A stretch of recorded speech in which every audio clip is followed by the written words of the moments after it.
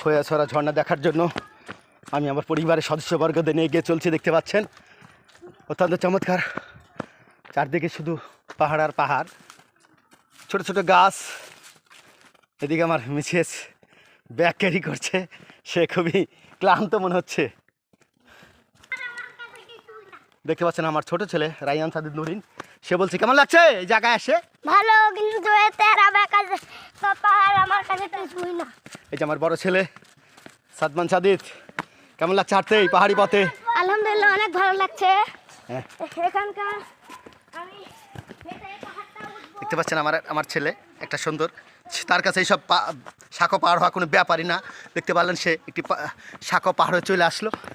পাহাড়ে আঁকা বাঁকা পথ চলতে চলতেই সামনেই অনেক বড় একটি পাহাড় দেখতে পাচ্ছেন, খুবই চমৎকার একটি পাহাড়। আমরা এই পাহাড়গুলোই মূলত দেখব এবং আমাদের সেই কাঙ্ক্ষিত পথ খোয়াছড়া ঝর্ণায় যাব।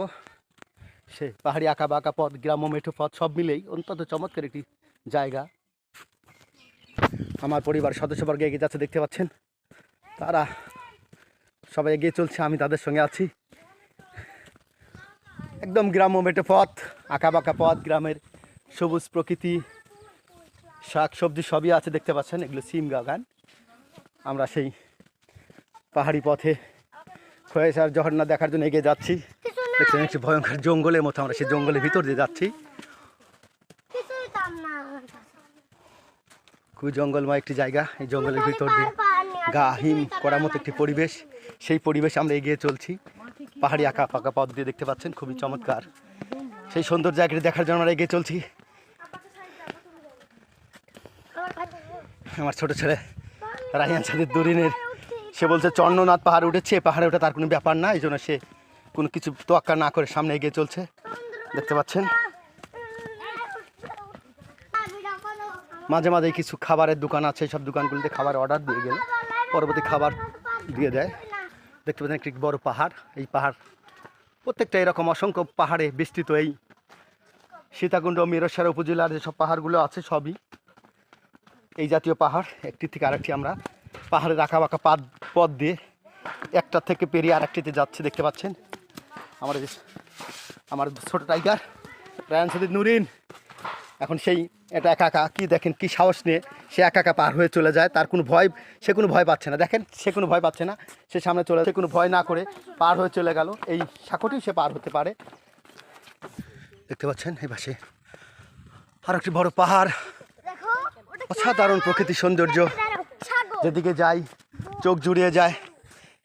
মোটামুটি গ্রামের একটি প্রকৃতি দিয়ে আমরা হেঁটে হেঁটে আসছি, একদম গ্রামের মেঠো পথ, একটি পাহাড় থেকে আরেকটি পাহাড়, মাঝে মাঝে একটু উঁচু আবার সমতল, এইভাবেই পাহাড়ের পাদদেশ দিয়ে আমরা হেঁটে চলছি। দেখতে পাচ্ছেন আমার পরিবারের সদস্যবর্গ সবাই হেঁটে চলছে। আমরা সেই মূল স্পট খোয়াছড়া ঝর্ণা দেখার জন্য এগিয়ে যাচ্ছি।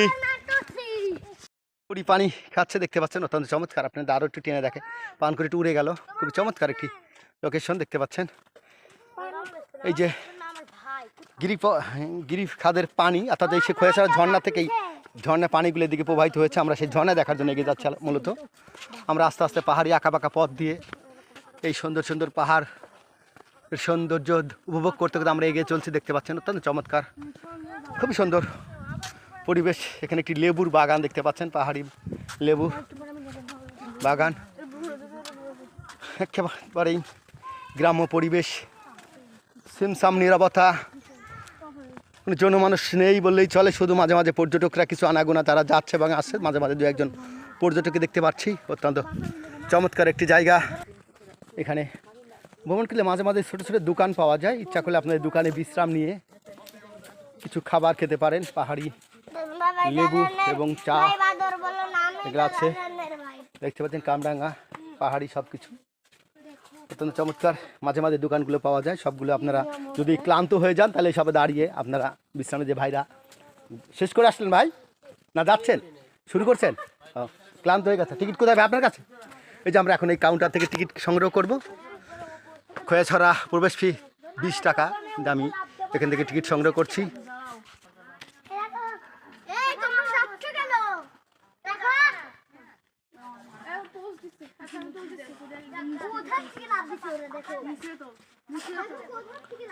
এই প্রবেশ ফি 20 টাকা দিয়ে সেই খোয়াছড়া ঝর্ণার টিকিট সংগ্রহ করলাম আমরা 5 জন।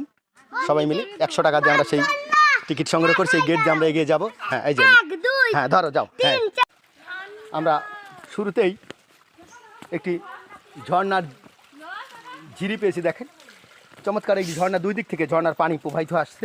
মূলত এই সৌন্দর্য দেখার জন্যই মানুষ এই সকল জায়গা আসে। দেখতে পাচ্ছেন অত্যন্ত চমৎকার জায়গা, পাহাড়ি ঝিরিপথ। আপনাদের একটু এগিয়ে দেখাই।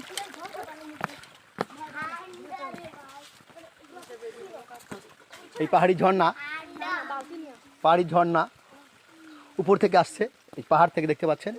ওই যে মানুষ এখানে যারা বসবাস, তাদের জীবন জীবিকার একমাত্র সুপেয় পানি জলেই পাহাড়ি ঝিরিপথ। উনি পানি বা মাছ সংরক্ষণে আসছে, দেখতে পাচ্ছেন এই ঝিরিপথে ছোটো ছোটো মাছও পাওয়া যায় অনেক সময়। পাহাড়ি ঝিরিপথ দিয়ে আমরা এগিয়ে চলছি।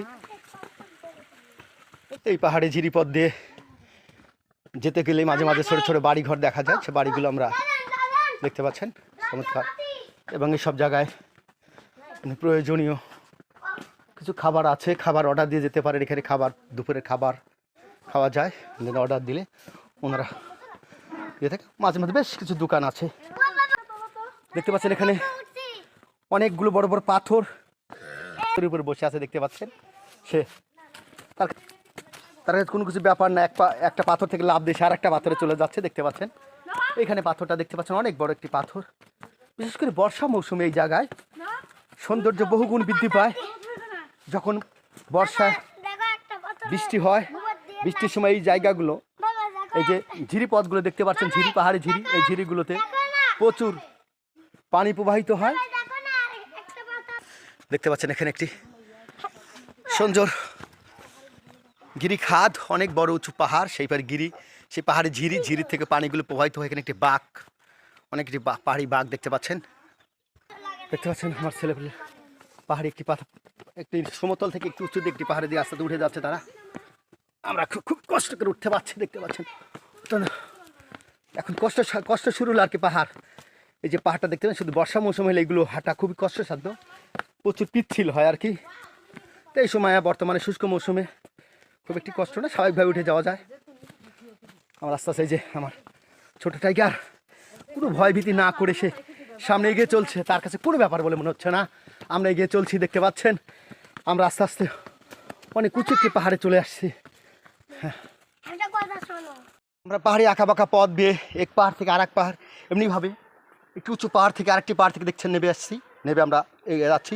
এইখানে পাহাড়ে একটি সে ঝর্ণার শব্দ, অত্যন্ত জোরে ঝর্ণা প্রবাহিত হচ্ছে দেখতে পাচ্ছেন। পাহাড়ি ঝিরিপথে ঝর্ণা প্রবাহিত, এখানে সে ঝর্ণা আছে। আপনাদেরকে দেখানোর চেষ্টা করি আমি। এই জায়গাটা রাস্তায় আঁকাবাঁকা পথ দিয়ে আমি একটি পাহাড় থেকে আরেকটি পাহাড় নেমে আসলাম আর কি, দেখতে পাচ্ছেন।